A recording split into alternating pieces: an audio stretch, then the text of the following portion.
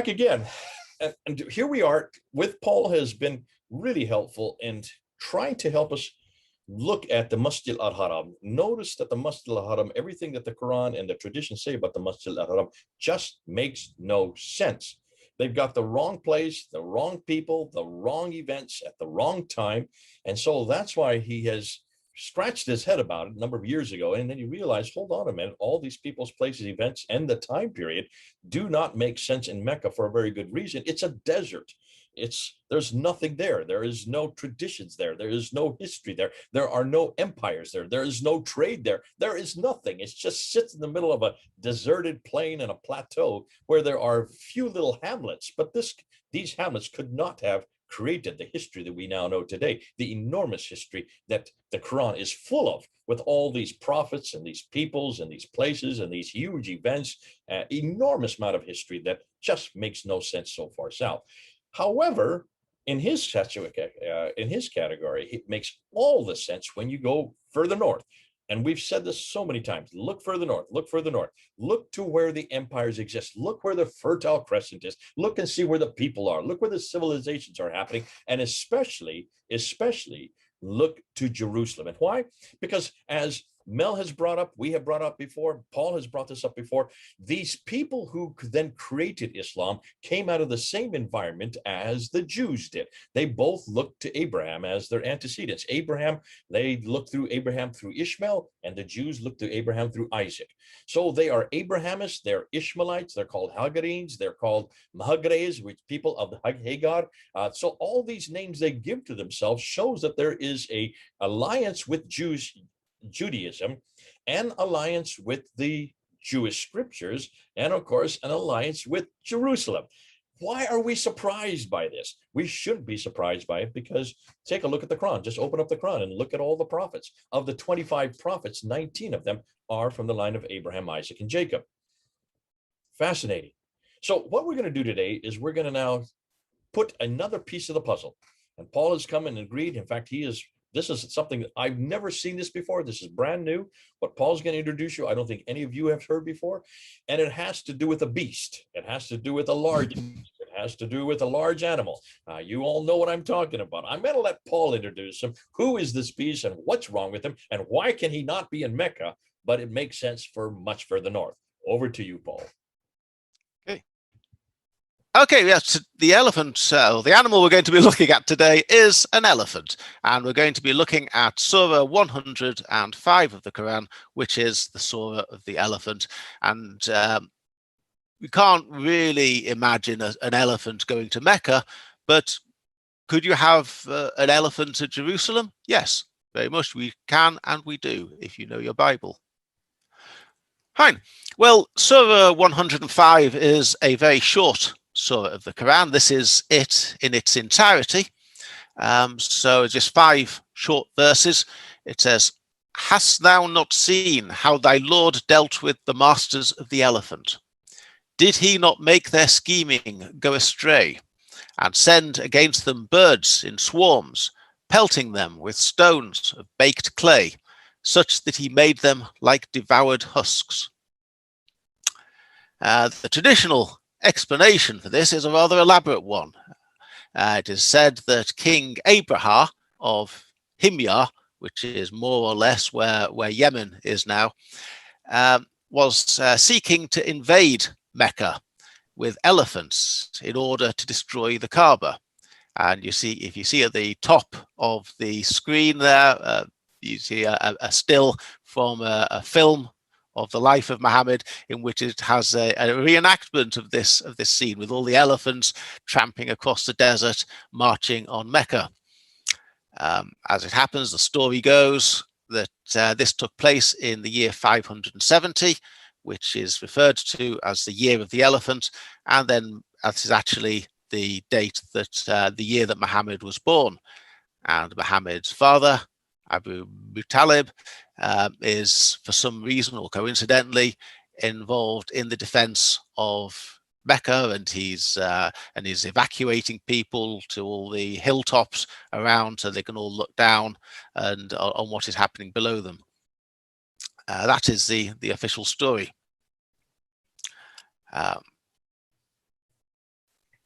Now, I don't start from ridiculing religious stories because they seem to me to be unlikely. Um, it seems to me, I think I've mentioned before, that every religion, Christianity included, requires you to believe or expects you to believe stories that are not plausible or not, I say not plausible, but not likely, unusual. There's nothing wrong with that. However, a story should make sense. Whether it's likely to have happened or not might be a matter of faith, but the story should make sense in itself. This story simply doesn't make sense, I don't feel. Why would a Christian king want to destroy an Abrahamic shrine? Abraham was a Christian. He didn't start off as a king. He started off as an Ethiopian general, and he is perfectly historical character. He invaded Himyar and deposed the Jewish king of Himyar, but he is a Christian. So why on earth should he take it upon himself to travel hundreds of miles across the desert with the aim of destroying a shrine that, according to the Islamic tradition, was built by Abraham, a famous Abrahamic shrine and a place of pilgrimage, but also B, under the control of the mushrikun, of the polytheists, because they'd corrupted and they'd filled it with idols. And so why would the Christian king want to destroy this Abrahamic shrine? It doesn't really make sense. Possibly wanted to clear out the idols, but in that case, that was no different to what Muhammad wanted to do. Why would God have smited him down for this? Secondly, why on earth would he need elephants? Where do the elephants come in? I think there's one account that at this stage the Kaaba was actually made out of wood. I think there's an account that it's been made from the planks of a ship or something. But even if it was made out of bricks, or men can destroy a building. You don't need an elephant to tear it down. It's the most impractical. It's the most impractical suggestion that you should bring in one elephant or many elephants to go and destroy a building. Plenty of simpler and easier ways of destroying a building if you've got an army, if you've got a few men around you. I'm quite happy that God can do anything. God only has to say the word, and it will be done. But for humans, and particularly in this case, the apparently the villain of the piece, Abraham, he should be bound by common sense and what's practical. How on earth could one march an elephant hundreds of miles across sandy desert in order to get from Yemen to Mecca? It really beggars belief. Hannibal may have marched elephants over the Alps, and other people have used elephants in different contexts, as we will see. But it's no one could march an elephant into sandy desert for hundreds of miles. I don't think it's not possible. And I think Jay is going to add a map to this video, but it's about 500 miles across desert. And you think of what an elephant needs to survive, and you think of its body mass, and it will need water, and it can cope with some heat.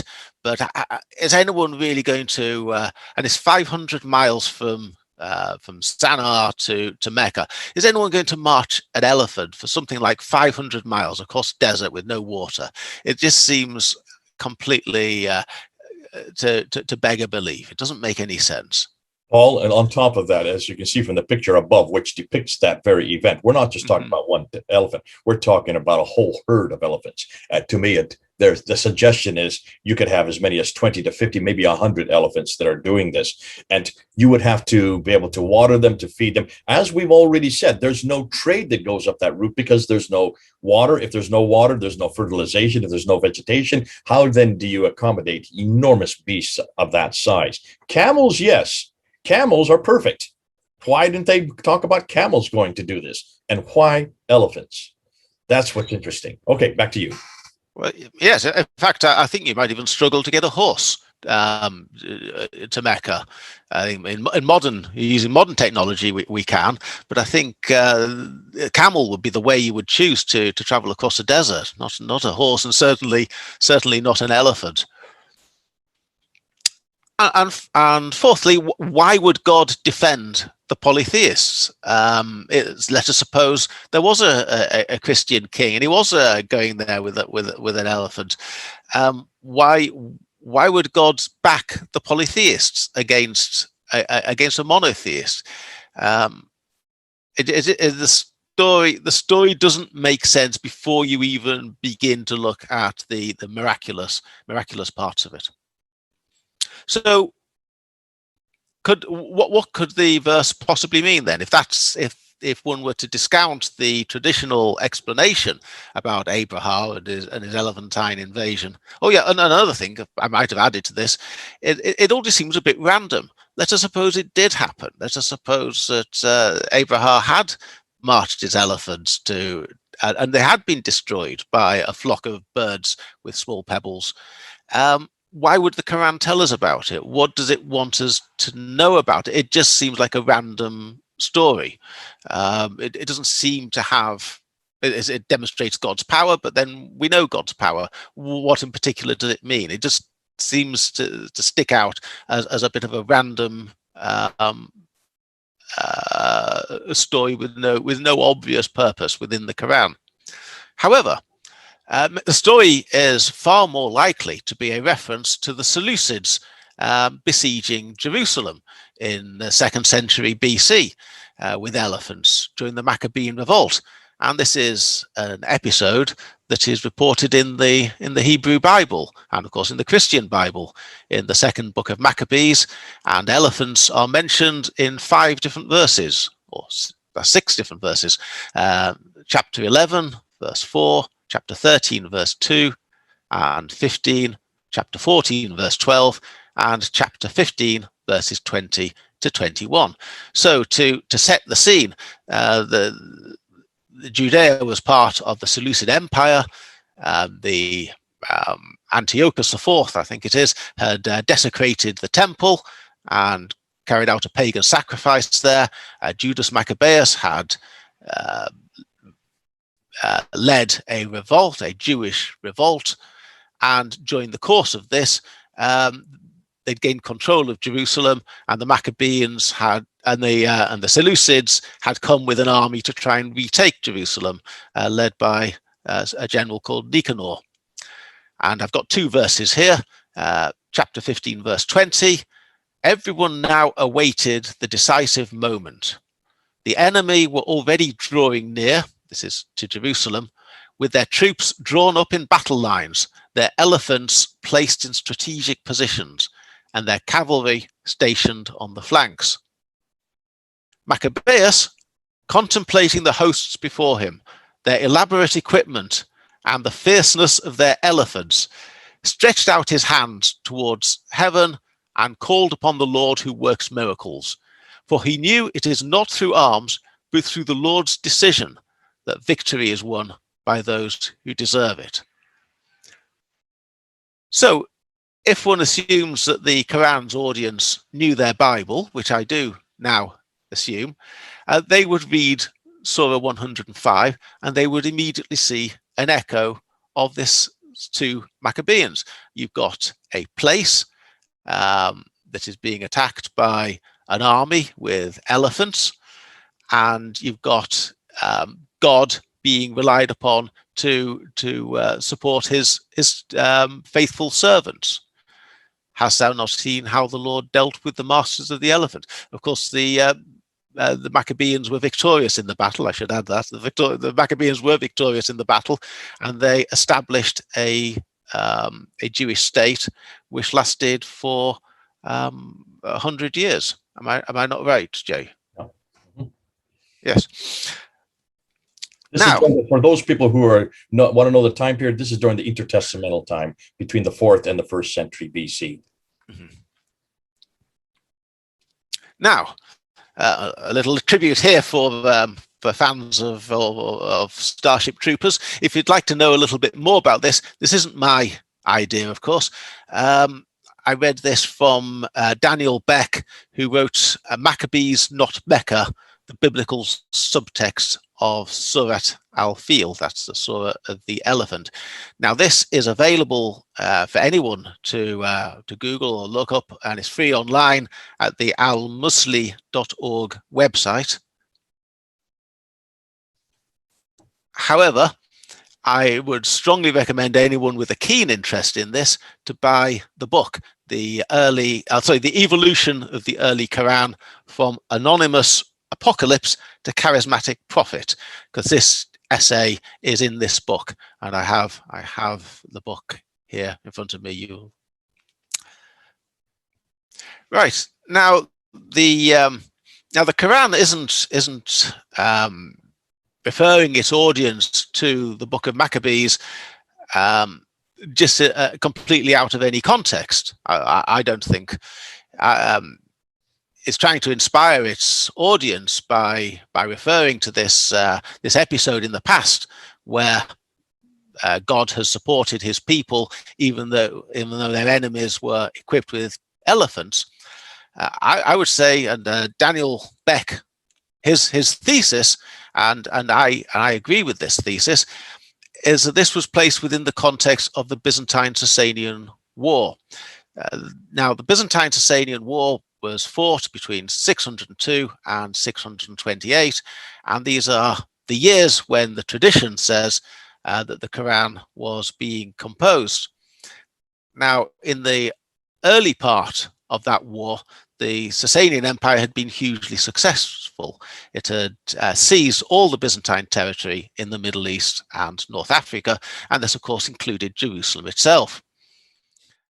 The Sasanians had captured these territories, and the Sasanians, who were, of course, a Persian empire, they had a track record of using elephants. Now, I'm not sure if they used elephants during the course of this war, but they definitely used elephants as an emblem on coins or medallions or seals, and they would use the symbol of the elephant in order to promote their imperial grandeur and their imperial majesty.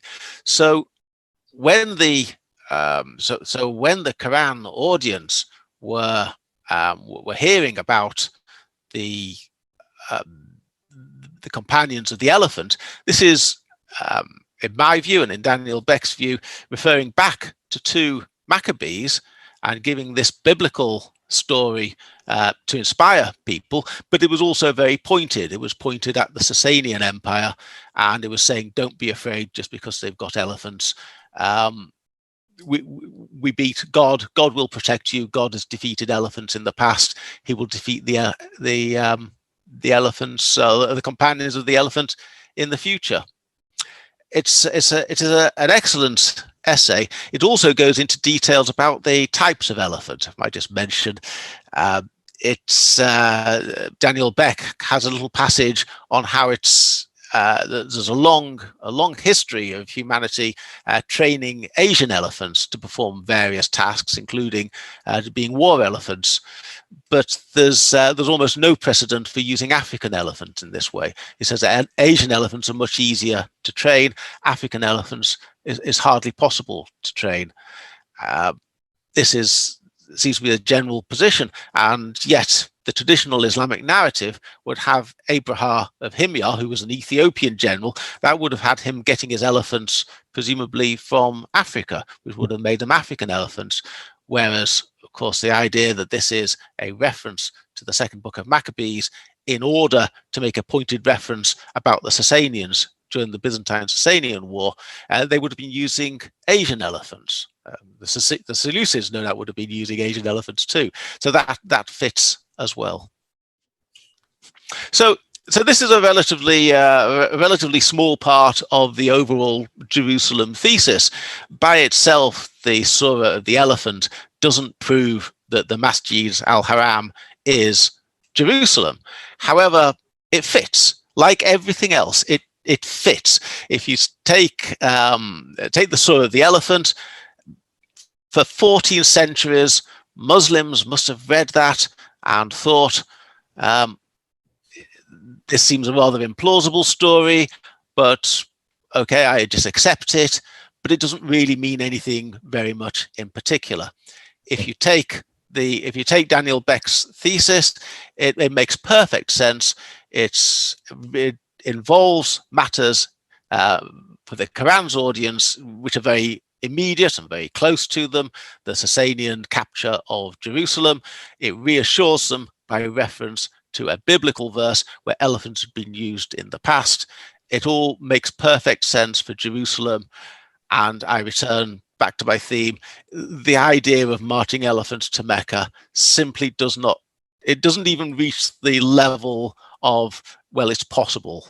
I just don't see it as making any sense at all. Okay. Thank you. This is great. Thanks so much. Again, another piece of the puzzle that you're putting up there. You're looking back at the story of Abraha, who is from Himyar, Yemen, the south there, in 570, the year that Muhammad supposedly was born.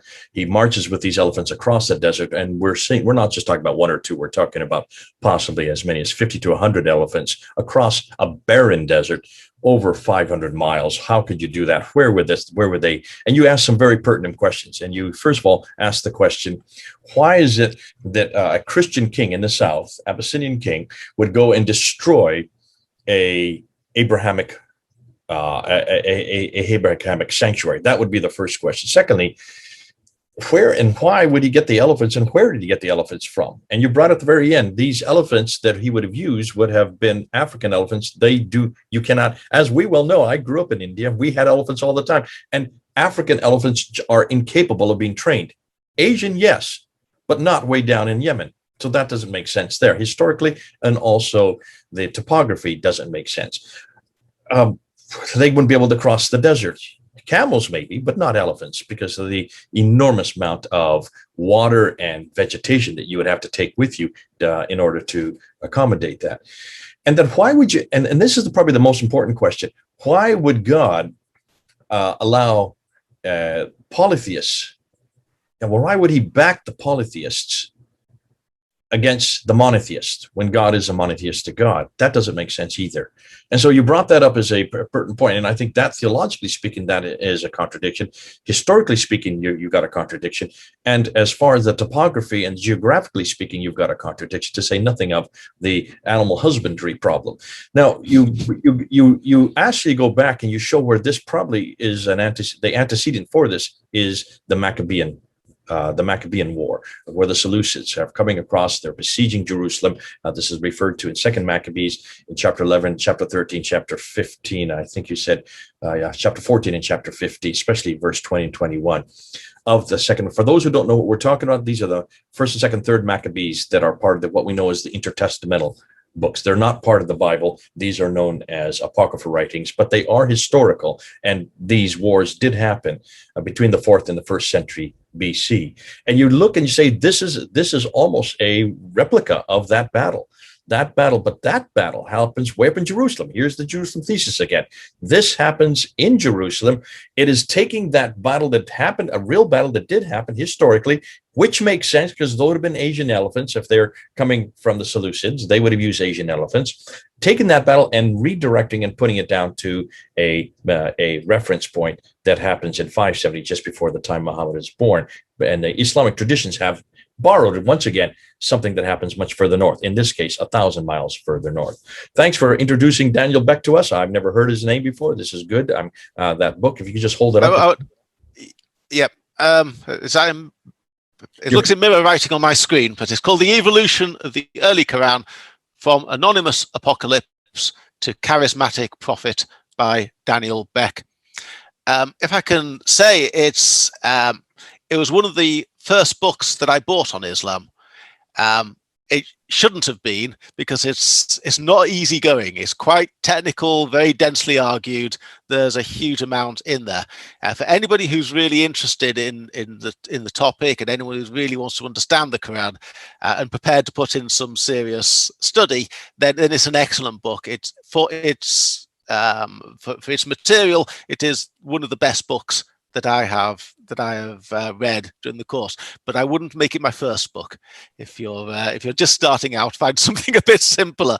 But it just takes the early verses of the Quran, which what he regards as the earliest surahs of the Quran, which is, I think, he says from 74 to the end, 74 upwards, excluding one or two, and he goes through it and he shows how his main theme is that a lot of it is based around the Sasanian War, and he says, for example, that Abu Lahab, the father of the flame, is Khusro, and he argues that the blind man who Muhammad, or a blind man who somebody frowns and turns away from, he suggests that that's Khusro's father. It's a really excellent book, but not a starter book.